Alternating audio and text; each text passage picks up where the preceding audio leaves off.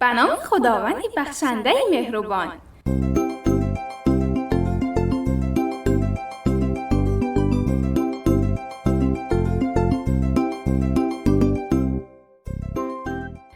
سلام بچه های عزیز، خوبت؟ سلامتت؟ سلامتیتون خوب است؟ انشالله که همیشه خوب باشید.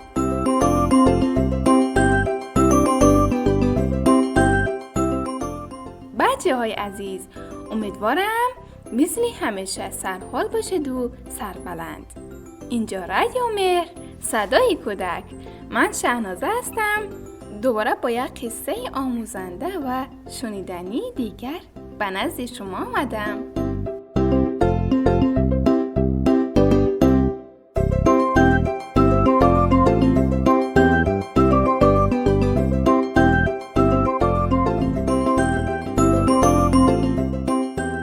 بچه های عزیز، امروز دوستان شما به من کمک میکنن. قصه امروزه ما درباره درختان میباشن با اجرای دوستان شما سمیه جان و شکرانه جان. خب سلام بچه ها. سلام دوستان عزیز. سلام دوستان عزیز.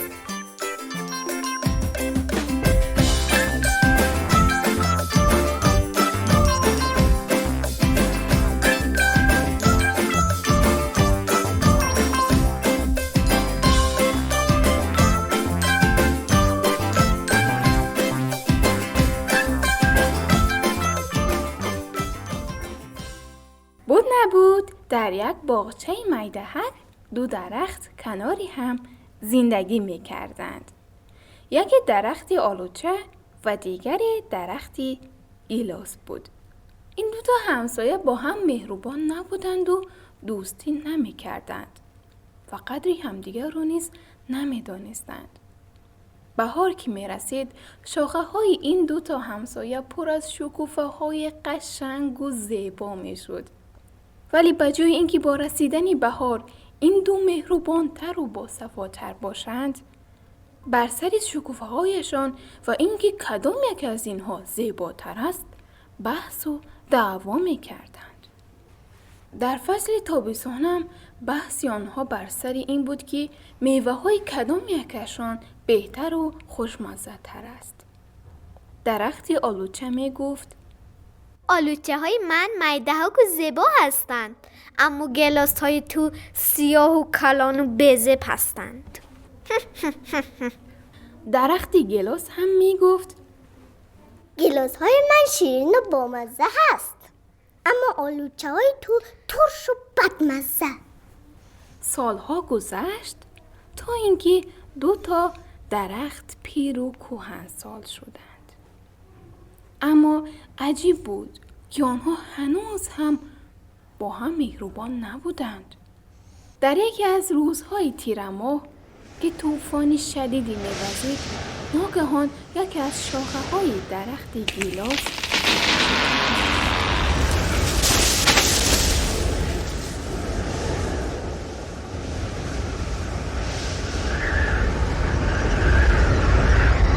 بعد هم شروع کرد به فریاد و ناله.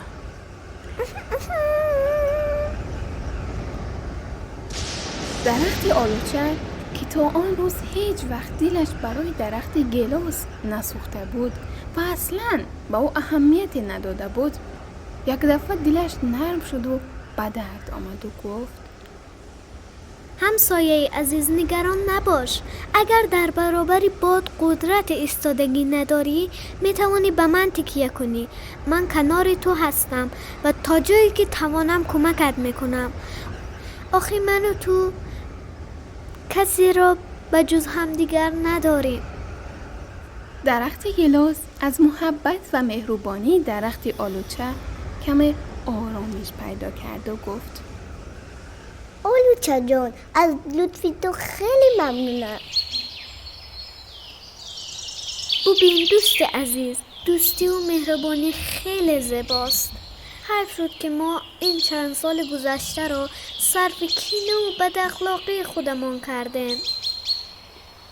بعد هر دو تصمیم گرفتند که خودخواهی را کنار بگذارند و زیبایی های دیگران را هم ببینند. فصل بهار که از راه رسید، درخت گیلاس به آلوچه گفت: چه شکوفه‌های قشنگی! تو این تو خیلی زیبا شده ای. دوستی نازنینم، این زیبایی وجودی توست که من را زیبا می‌بیند. با خودت نگاهی بیانداز که چقدر زیبا و دلنشین شده ای.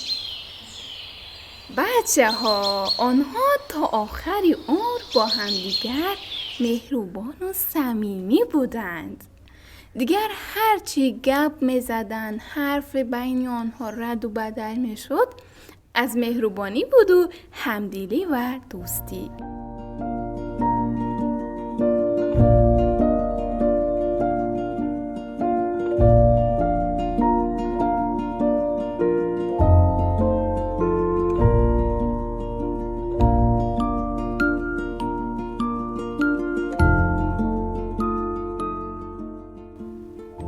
براستی که دوستی و محبت چقدر زیباست.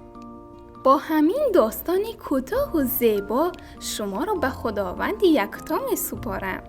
دوست یکان، امیدوارم این داستانی دلنشین خوشتان آمده باشد.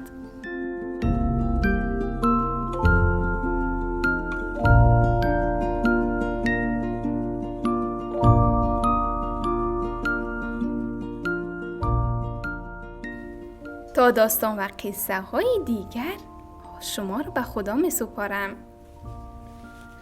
خدا نگهدار. خدا نگهدار.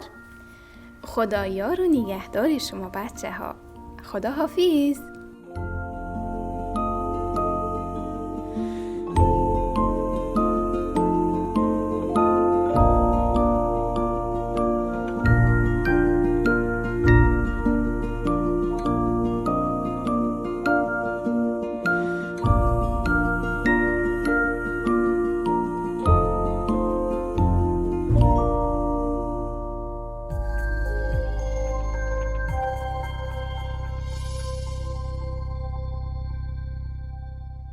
برای دریافت پادکست هایی بیشتر و برنامه های متنوعی رادیو مهر، ارمغان امید و آینده می توانید با واتساپ ما با شماره +90 531 623 0676 پیام دهید و با ما در ارتباط باشید.